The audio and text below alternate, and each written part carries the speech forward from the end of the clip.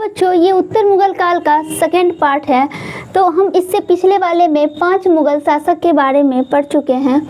अब आइए छठे मुगल शासक पढ़ते हैं, मोहम्मद शाह रंगीला। इसकी उपाधि ही थी रंगीला बादशाह की।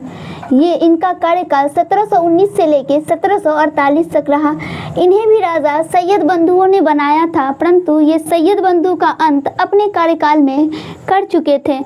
इन्हीं के कार्यकाल में अवध, बंगाल और हैदराबाद स्वतंत्र प्रांत बन गया था।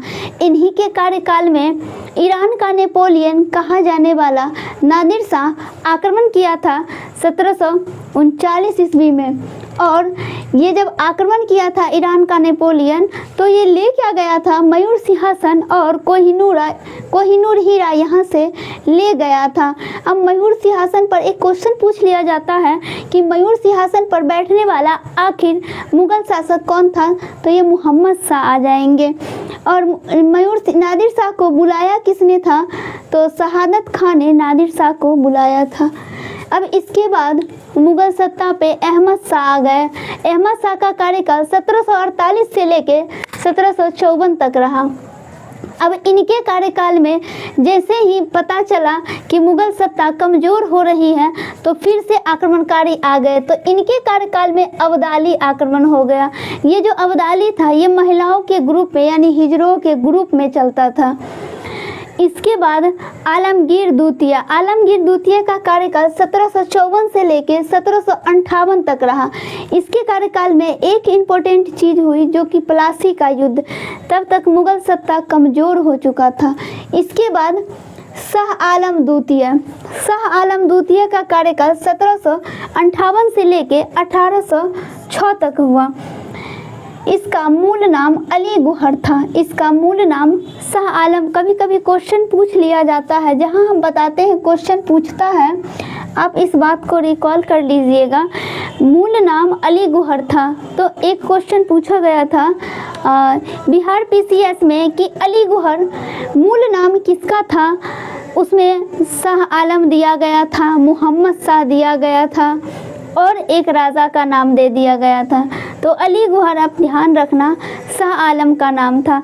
अब इनके शासनकाल में क्या हुआ, बक्सर का युद्ध हुआ 22 अक्टूबर 1764 को। और इन्हीं के शासनकाल में इलाहाबाद की संधि हो गई 1765 को। उसके बाद इन्हीं के शासनकाल में पानीपत का तृतीय युद्ध हुआ 1761 में। अब इन्हीं के शासनकाल में 1803 में लॉर्ड लेक के प्रयास से ये अंग्रेजी संरक्षण को प्राप्त कर लिए। अंग्रेजों ने इन्हें कहा कि आप हमारी संरक्षण में आ जाओ, और बिहार बंगाल की दीवानी सीधे अब अंग्रेज लिया करते थे। उसके बाद अकबर का शासनकाल आया। अकबर द्वितीय का शासनकाल 1806 से लेके 1837 ईस्वी तक रहा। राजा राम मोहन राय को इन्होंने राजा की उपाधि दी थी।